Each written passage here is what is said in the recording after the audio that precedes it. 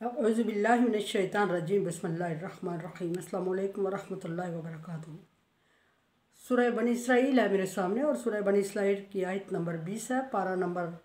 15 है और रुकू नंबर 2 चल रहा है। आयत नंबर 18 में अल्लाह तबारक व तआला ने तालिब दुनिया और तालिब आखिरत को ज़िक्र फरमाया और फरमाया कि जो शख्स दुनिया की ज़िंदगी चाहता है हम उसको दुनिया में भरपूर हिस्सा दे देते हैं, आखिरत में उसको ज़लील व ख्वार होना पड़ता है और जहन्नम में जगह ठिकाना होता है। लेकिन जो शख्स दुनिया में कोशिश करता है, ईमान लाता है और ईमान लाने के बाद आखिरत को संवारने की कोशिश करता है और अल्लाह तबारक व तआला के अहकामात और नबी के बताए हुए रास्ते पे ज़िंदगी बसर करता है, हम उसकी कोशिश की कदर करते हैं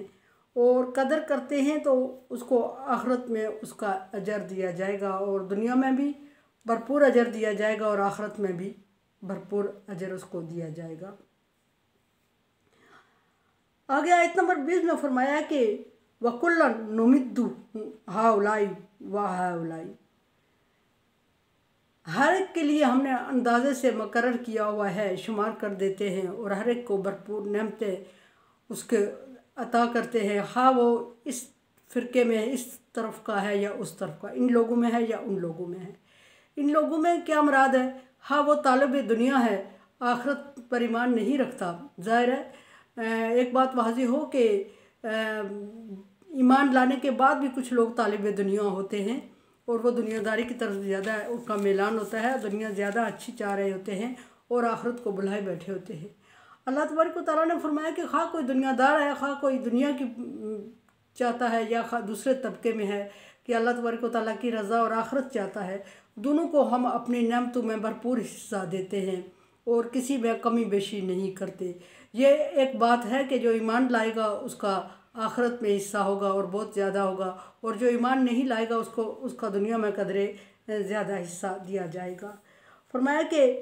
वह इन लोगों में से हो या उन लोगों में से हो, मिन अताए रब्बिक, आपके रब की अता कम होने वाली नहीं है। आपके रब की अता मखसूस नहीं, लिमिटेड नहीं है और अल्लाह तबारक व तआला की फरमाते हैं कि अता हर किसी के लिए है दुनिया में और खुली छोड़ दिया है अल्लाह तबारक व तआला ने अपने रिज़्क़ को और हर शुक्रगुजारी करने वाले के लिए और नाकदरी करने वाले के लिए। कहीं ऐसा अल्लाह तबारक व तआला ने नहीं किया कि नाकदरी वाले करने वाले से रिज़्क़ छीन गया हो। हाँ कुछ लोगों जगहों पे ऐसा है जो ईमान वाले पुख्ता ईमान वाले लोग हैं, वो अगर कोई ऐसी उनसे गलती सरजद हो जाती है या ईमान लाने के बावजूद जिन चीज़ों से अल्लाह तबारक व तआला ने मना किया हुआ है, कुछ ऐसी चीज़ें हैं जिनसे अल्लाह तबारक व तआला ने कतई मना फरमाया और जिनको गुनाह कबीरा की लिस्ट में अल्लाह तबारक व तआला ने दिया हुआ है, उन लोगों में अगर मसलसल किसी ऐसी बुराई में मुलव्वस हूँ तो अल्लाह तबारक व तआला का फरमान है कि ऐसी बुराई में मुलव्वस होने वालों का रिज़्क़ अल्लाह तबारक व तआला तंग कर देता है। फिर अल्लाह तबारक व तआला ने फरमाया कि यर्ज़ुक़ु मन यशाअ बग़ैर हिसाब। फिर दूसरी जगह फरमाया कि जिसको चाहे बहुत ज़्यादा अता करे और जिसको चाहे यकदीर कम कर दे रिज़्क़ उसका। ये मसलियात है, इन मसलियातों के तहत ये नहीं समझना चाहिए कि अल्लाह तबारक व तआला ने किसी के रिज़्क़ में कमी कर दी तो वो बदकिस्मत बदबख्त जो भी। बहरहाल आगे फरमाया कि अता रब्बिक, हर एक के लिए आपकी रब की अता है। माँ काना अता रब का महजूरा, और अल्लाह तबारक व तआला ने कहीं भी नाफरमान और गुनाहगार और तालिब दुनिया के लिए अपनी अता में बंदिश नहीं की, कमी नहीं की, बल्कि जो टोटल ईमान को छोड़ देता है उसके लिए दुनिया की ज़िंदगी कदरे आसान कर दी जाती है, क्योंकि अल्लाह तबारक व तआला के बंदे हैं और अल्लाह तबारक व तआला अपने बंदों से प्यार करता है और वो अपनी एक मखलूक को, एक फ़िरके को, एक ग्रुप को टोटली अपनी रहमतों से महरूम नहीं करता, क्योंकि उसकी नेमतें बेशुमार हैं। उनज़र कैफ़ा फ़ज़्ज़लना बाज़ अला बाज़, दुनिया की मिसाल देते हुए फरमाया कि ए नबी, ये एक बात फिर वाज़ेह हो कि जब नबी से ख़िताब किया जाता है तो उसमें मोमिन भी शामिल होते हैं, लेकिन सीगा वाहिद का इस्तेमाल होते हुए फरमाया कि ए नबी देखें आप कि दुनिया में किस तरह हमने बाज़ को बाज़ तरफ फजीलत दे दी, किसी को तंग दस्त बना दिया और किसी को दरमियाना बना दिया, किसी को बहुत खुशहाल बना दिया। किसी को जिस्मानी तौर पे बहुत मजबूत बना लिया, किसी को दरमियाना बना लिया, किसी को बहुत कमज़ोर बना लिया, किसी को माली तौर पे बहुत खुशहाल और आसूदा, किसी को कम और किसी को बिल्कुल तंगदस्त, किसी को पूरी ज़िंदगी दे दी, बड़ी ज़िंदगी अता की, और किसी को दरमियानी ज़िंदगी में उठा लिया, और किसी को बचपन में उठा लिया, किसी को इल्म का बहुत ज़्यादा हिस्सा दे दिया, और किसी को बिल्कुल नहीं दरमियाना दे दिया, और किसी को बिल्कुल भी नहीं दिया। इसी तरह ये अल्लाह तबारक व तआला दर्जात ज़िक्र कर रहे फरमा रहे हैं, और फरमाया कि ये दुनिया के जो मैंने दर्जात रखे हैं, तिलकर रसूल फज़्ज़लना बाज़ुहुम अला बाज़, इसी तरह रसूलों को भी बाज़ को बाज़ पर फजीलत दे दी मैंने, और रिज़्क़ के हिसाब से, इल्म के हिसाब से, जिस्मानी ताकत और क़ुव्वत के हिसाब से, खूबसूरती और के हिसाब से, जो भी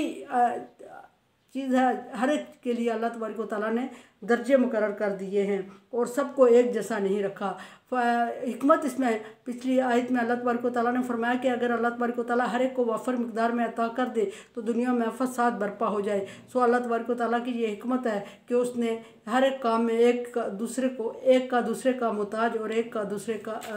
पर डिपेंड करने वाला बनाया हुआ है। सारे काम दुनिया के एक बंदा अकेला अपनी तौर पर नहीं अंजाम दे सकता। फरमाया कि वल आखिरा अकबर दर्जात, और आखरत में भी अल्लाह तबारक व तआला ने इसी तरह कैटेगरीज और दर्जात बनाए हुए हैं, लेकिन आखरत में अल्लाह तबारक व तआला की इस तरह की कैटेगरी और दर्जात बहुत ज़्यादा मुनज़्ज़म है दुनिया की निस्बत। अल्लाह तबारक व तआला ने बहुत मुनज़्ज़म दर्जात बनाए। फरमाया कि आखिरत के दर्जात कहीं ज़्यादा मुनज़्ज़म है दुनिया के दर्जात की निस्बत, और बड़े भी हैं। वह तफसीलन और तफसील भी बयान कर दी है, और बहुत ज़्यादा तफसीलन उसका जिक्र कर दिया है। इसी तरह जहन्नम के अल्लाह तबारक व तआला ने दर्जे बनाए हैं, और अमाल के हिसाब से जिनके दर्जे बनाए हैं उनके ठिकाने भी अल्लाह तबारक व तआला ने उसी तरह बनाए हुए हैं। किसी को बहुत अच्छा और आसूदा ठिकाना, किसी को दरमियाना, और किसी को बिल्कुल कम आखिरत में। लेकिन एक बात यह है कि आखिरत में अच्छाई के हिसाब से जो जन्नत के ठिकाने हैं उनमें किसी का बहुत कम भी होगा तो वो अपने ठिकाने पे मुतमईन और खुश होगा, क्योंकि उसके अमाल से कहीं बढ़ के होगा, और दुनिया की पुरआसाइश ज़िंदगी से, बहुत पुरआसाइश ज़िंदगी से कहीं ज़्यादा अच्छा और खुशहाल और आसूदा होगा। और जहन्नम के ठिकाने बनाए अल्लाह तबारक व तआला ने वो गुनाहों के हिसाब से कैटेगरी बनाते हुए इंसानों को उस जहन्नम में डाला, कहीं बहुत ज़्यादा शिद्दत, कहीं थोड़ी दरमियाना, और कहीं बिल्कुल कम शिद्दत के साथ, कहीं बहुत चीखो चिंगाड़, कहीं कम और कहीं उससे भी कम, कहीं बहुत ज़मीन के तह के नीचे तक उसको धंसा दिया गया, और कहीं थोड़ा ऊपर कहीं थोड़ा ऊपर। इस तरह अल्लाह तबारक व तआला ने जहन्नम के दर्जात बनाए। और फिर इसी तरह बिल्कुल इसी तरह अल्लाह तबारक व तआला ने जन्नत का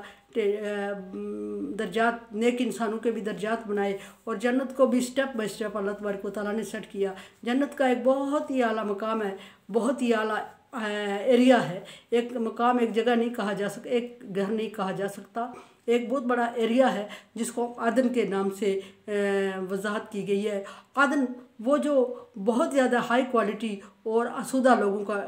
एरिया होगा, जगह होगी जिसमें, और उस आदन में भी अल्लाह तबारक व तआला ने कहीं दर्जे रखे होंगे, कहीं बहुत ही ज़्यादा आला अमल के हिसाब से, कहीं कम और कहीं दरमियाना उस आदन के भी ठिकाने होंगे। लेकिन आदन के अलावा जो जन्नत अल्लाह तबारक व तआला ने तैयार की हुई है उसके भी इसी तरह दर्जा ठिकाने हैं। किसी को बहुत अच्छा दिया, किसी को दरमियाना दिया, किसी को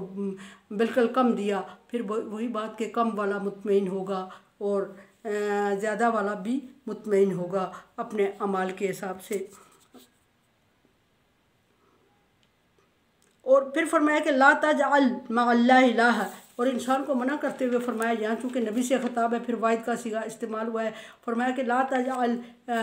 और फिर जिस काम से मैं मना फरमा रहा हूँ, अल्लाह तबारक व तआला फरमा रहे हैं कि जो सबसे बड़ा काम, जो सबसे बड़ा गुनाह है जिससे मना फरमा रहा है अल्लाह तबारक व तआला, और आदम अलैहिस्सलाम से लेके इस चीज़ पर अल्लाह तबारक व तआला ज़ोर दिए हुए। पीछे बात जिक्र हुई कि नूह अलैहिस्सलाम से शिर्क की इब्तिदा हुई, और नूह अलैहिस्सलाम को भेजा गया था कि लोगों को तौहीद की तरफ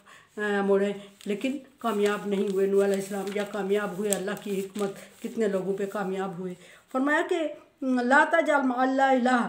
आखरा, और इतनी गुनागुन नेमतें और इतने दर्जात और इतनी खुशहाल ज़िंदगी और इतनी मजबूत और आसूदा ज़िंदगी, इतनी नेमतें देने के बाद अल्लाह तबारक व तआला की डिमांड क्या है? सिर्फ़ एक डिमांड अल्लाह तबारक व तआला ने रखी हुई है अपनी, और वो डिमांड यह है कि ला तजअल मअल्लाहि इलाहा आखरा, और अल्लाह के अलावा किसी दूसरे को शरीक ना ठहराओ, अल्लाह के साथ किसी दूसरे को शरीक ना ठहराओ, अल्लाह के अलावा किसी और को कारसाज ना समझो, अल्लाह के अलावा किसी को मत पुकारो, अल्लाह के अलावा किसी को दुआ कबूल करने वाला, रिज़्क़ अता करने वाला, ज़िंदगी और मौत अता करने वाला, औलाद अता करने वाला मत समझो। कोई नेमत अगर एक इंसान के पास अगर सांस है तो वो भी कोई और अता नहीं कर सकता। एक सांस का, एक सेकंड से भी सेकंड का हिस्सा वो भी कोई और अता नहीं कर सकता। अगर अल्लाह तबारक व तआला ले रहा है जब, तो कोई एक लम्हे की सांस वापस लौटा के देखे, वो मुमकिन ही नहीं है। और इतनी ज़्यादा नेमतें अल्लाह तबारक व तआला की और इतने वाफर मिकदार में दुनिया में फैला दी, जिसमें ईमान लाने वाले और गैर ईमान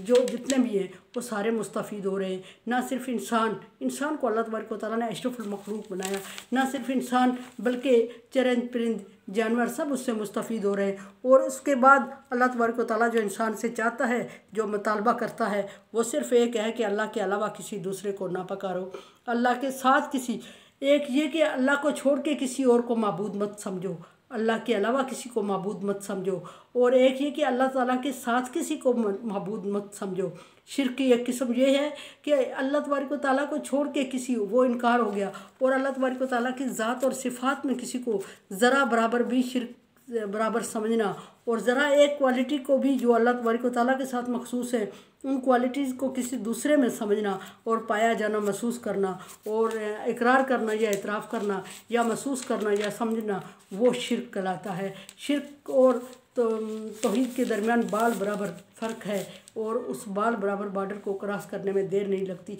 सो उस बॉर्डर के करीब भी मत जाए जिससे क्रॉस गैर इख्तियारी हो जाता है। उस बॉर्डर के करीब जब पहुंचता है बंदा, और उस बॉर्डर का नाम है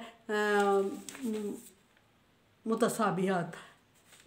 उस बॉर्डर का नाम जो है मुस्तहिब है। कोई चीज़ें कि जिसमें आपको 100% ना पता हो कि ये जायज़ है और नाजायज़ है, तो उसको नाजायज़ के डर से छोड़ देना कार सवाब है। क्योंकि बॉर्डर पे पहुंच जाना है शक और शुबे में, जब पड़ता बंदा तो बॉर्डर पे पहुंच जाएगा, और जब बॉर्डर पे पहुंच जाएगा तो फिर उस गैर अरादी तौर पे वो बॉर्डर क्रॉस कर जाएगा, जो शिर्क कहलाएगा। फरमाया कि अल्लाह तबारक व तआला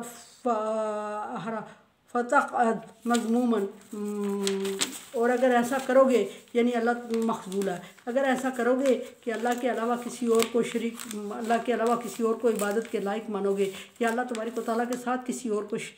बराबर समझोगे, या ज़रा बराबर भी अल्लाह की सिफ़ात की तरह किसी और में सिफ़ात समझोगे, या किसी और को वसीला देके, या किसी और को से मांग के फिर अल्लाह से मांगोगे, या अल्लाह से मांग के फिर साथ किसी और से भी मांगोगे, तो ये सारे शिर्क कहलाते हैं। तो फरमाया कि अगर ऐसा करोगे तो फिर अल्लाह तबारक व तआला फरमाते हैं कि मेरा कुछ नहीं बिगाड़ सके, खुद इस ज़िल्लत और रसवाई होगी आप तुम्हारी, जो लोग भी ऐसा करेंगे, और ज़लील और रसवा होंगे। दुनिया में ज़िल्लत और रसवाई होगी, और दो अज़ाब में मुब्तला करता है अल्लाह तबारक व तआला, दुनिया के अज़ाब में और आखिरत के अज़ाब में। दुनिया का अज़ाब ज़िल्लत और रसवाई, और आखिरत का अज़ाब जहन्नम। और अगर ऐसा करोगे तो जहन्नम ठिकाना होगा, दुनिया में ज़िल्लत और रसवाई मुकद्दर होगा। चैनल को सब्सक्राइब करें और शेयर करें, और सदका जारिया में मेरा साथ दें। अल्लाह हाफ़िज़।